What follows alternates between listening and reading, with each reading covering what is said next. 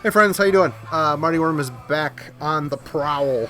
Wanted to do a follow-up to the bands slash albums worth complaining about series that I started.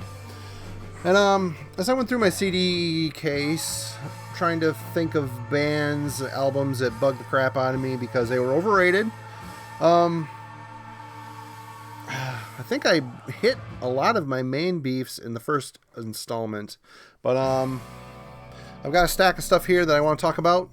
Some of this is going to piss some people off, which, you know what, it's not really my intention to stir shit, but inspire discussion, which is what we're doing here. And before we get into that, we've got in the background Point of Entry by Judas Priest, in honor of Glenn Tipton. Parkinson's disease. Getting old is a bitch, man. And Judas Priest is one of those bands that I'm a late convert to, because back in the day it was either you had to like Iron Maiden or you had to like Judas Priest, in my mind anyway. And I went with Iron Maiden. But later in life, over the years, I've been slowly picking up the Judas Priest catalog from the record shows I frequent, and I'm loving it. The older I get, the more this shit makes sense. It's great. They're completely different than Maiden. I don't know why it has to be a Maiden or Priest when they're two completely different bands. But anyway, check this out. Point of Entry. Good album. What year did this come out?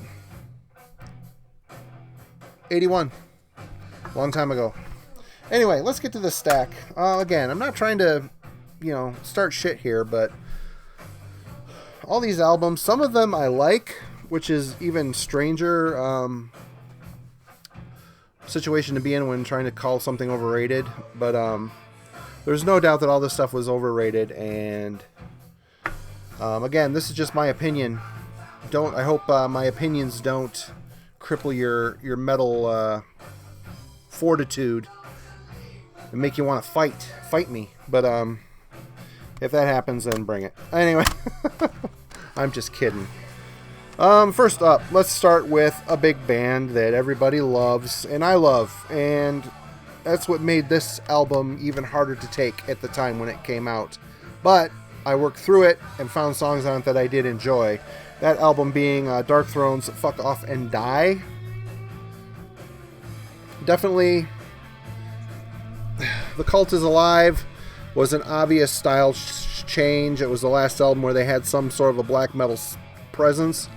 With this album, they pretty much abandoned that and went for more of a rock, old dirty metal vibe. And Nocturnal Culto has always been one of my favorite black metal singers. Great, nasty, acidic voice. Always loved it. On this, he opted more for a drunk guy shouting at the bar style. Yelly. Some people dig it. The yelled, drunken yelled style. I think it was a waste of his vocal talents.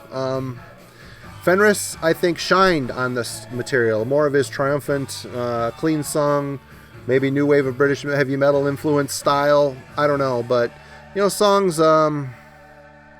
Canadian metal, typically the Fenris songs I liked. And the Culto songs, not so much. They just seemed to wander, and his vocals did not hold it all together for me. So, in this installment, first off the bat is Dark Throne's Fuck Off and Die. This next one coming up here is a tough one because I think it's horrendously overrated, but I like it. But I don't love it in light of the albums that bookend it. And that being Ulver's Feldsanger. To me, this album strikes me as the band biding their time in the studio, doing vocal treatments, doing small little classical treatments. There's some really great stuff on here. There's some great moods on here, but following Bergtot, man, I wanted more of Bergtot, to be honest. And what came after this, the scathing mess, amazing riffs, dark black metal nastiness of Nathan's Madrigal. This album, to me, kind of gets smoked on both ends. I do listen to this. I bought the vinyl when they repressed it, and to find out the vinyl had a bonus track, which was a nice surprise. And again, I like this album.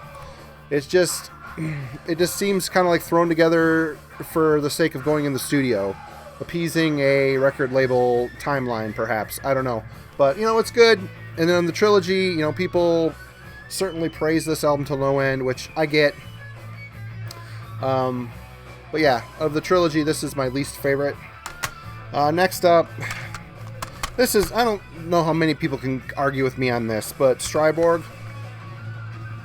This to me is one of those quantity over quality bands. It could be in the same realm as Xasthur. Xasthur put out 2 good albums. The first 2 albums, Something Through Bloodstained Mirrors and Nocturnal Poisoning. Then after that, it was just a parody of itself, to me. The same album rewritten.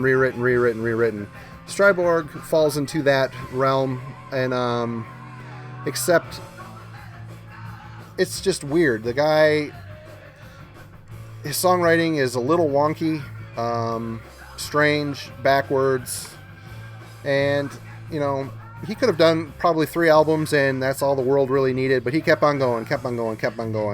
And some people collect it, and, more power to you. But to me, this is overrated and really not worth all of the plastic it's put on. This band is going to piss some people off, but that's whatever. Sleep's Holy Mountain. As a matter of fact, out of all the Sleep stuff, this is my favorite. I mean, I like Jerusalem. I have Jerusalem. I can't say that I love it. I love the tone. I love the feel, but it's fucking boring. And this, to me, is fucking boring. A band written around, pot, which is fine. I mean, Tankard did it with beer for their entire career. But what Tankard has and Sleep doesn't are riffs and songs. Sleep, the first song, Dragnaut, has the best riff on the whole album. And the rest of the album is kind of, I don't know, it's kind of a mess. Kind of bores me. I bought this, tried to work past that. I've heard it before I bought this back in the day, thinking if I bought it, I'd get more into it. And I don't know, I just think there's better stoner doom bands out there than Sleep. In fact, I like High on Fire better than I like Sleep, to be honest with you. The early stuff, the first couple High on Fire albums are fucking amazing, just absolutely amazing. And that's, but there was songs and riffs all working together that made that shit so potent. But this here just wanders around in a fog of what. Next up, this is an album I liked a lot when it came out. Over the years, I'm quite surprised to report that it doesn't hold up that well, and that is Satiricon's Rebel Extravaganza. I saw them on this tour, and they were great. And, this album is largely great. Really violent, fast, punishing. All of you have heard this album. They started working in some more electronic elements into this. Really clean, clinical sound. Kind of what Satyricon became. Started here. But, as a lot of these Norwegian bands, second tier, second generation black metal bands, there's always a point in their career where they move out of the classic black metal style into this tipping point into stuff like this. More mechanical, more technological, more fierce. Dark Medieval Times, Shadow Throne, and Nemesis Divina. Nemesis Divina is one of my all-time favorite albums. And at the time, this scratched the itch for sure, but 2017 was the last I listened to this, not too long ago actually, and I was kind of bored. I don't know why it didn't hold up, but I could put on Nemesis Divina, and it's completely the opposite. The songs are so well written and amazing. This here falls flat.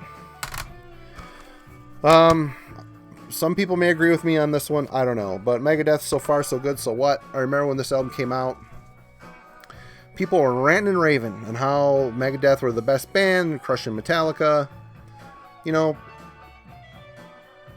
In about 3 albums, Megadeth have done way more than what Metallica has done its whole career.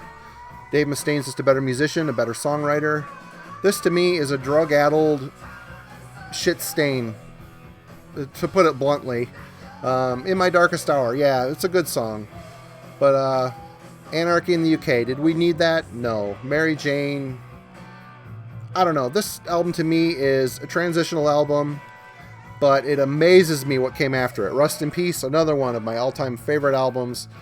How did they get from this lost, wandering, thrash metal, whatever, to Rust in Peace? And, you know, I like the two albums that came out before it. I love Killing Is My Business. I love Peace Sells.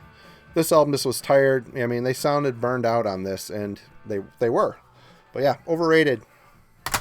Next up, I only have two more. And, well, the last one's going to piss off some people, but that's the way it is. Next up is Candlemas, Death, Magic, Doom.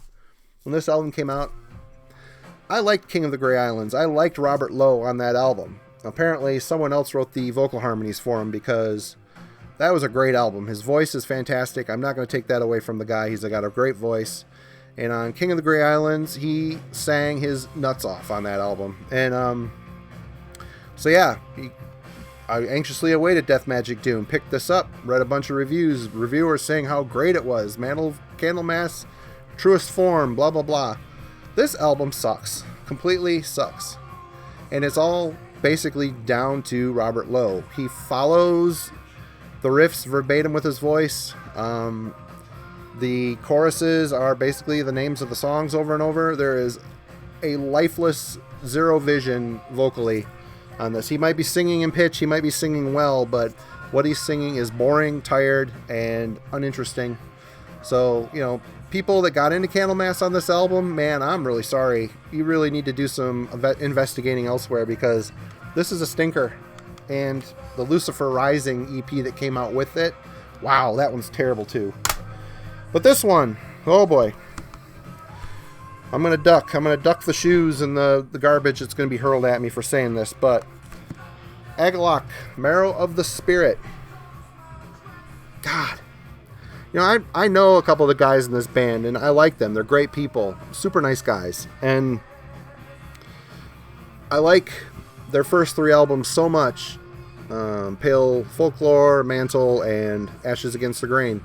There is no taking away that band's legacy from those three albums. But this album, it's like they've fallen off. They lost the muse. They lost the you know, they lost it.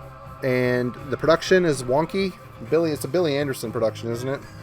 And he has always been really spotty for me as a producer. I don't know if I like the way he records drums. I don't know. But these songs to me are really kind of boring and uninteresting.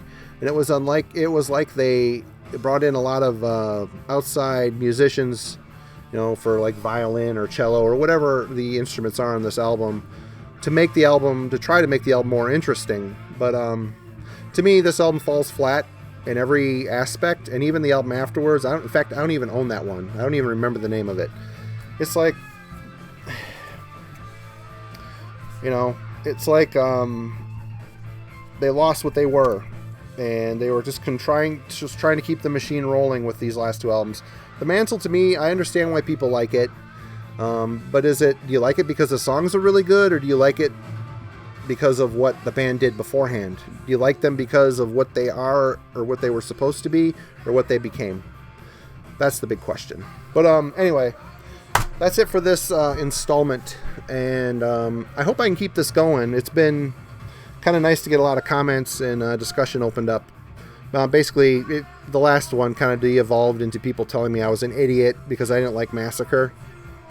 Whatever, they're probably right. I am an idiot, but I'm an opinionated idiot anyway, and I'm not afraid to tell you what I like and what I don't like. But there's a stack. If I can find some other shit in my pile.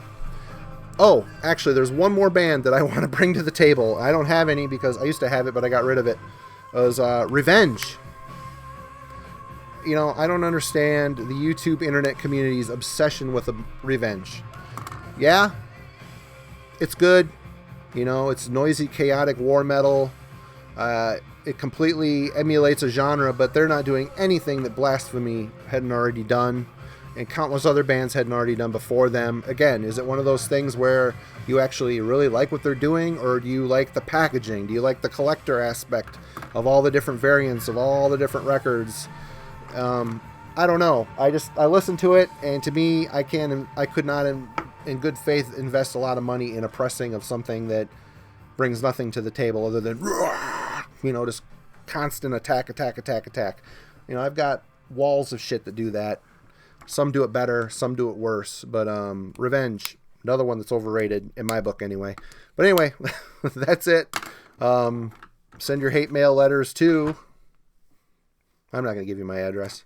But thanks a lot, guys. And thanks for watching. And let's talk about it. What are some albums that you find overrated and worth bitching about? Let's get it on the table. Let's get people mad. See ya.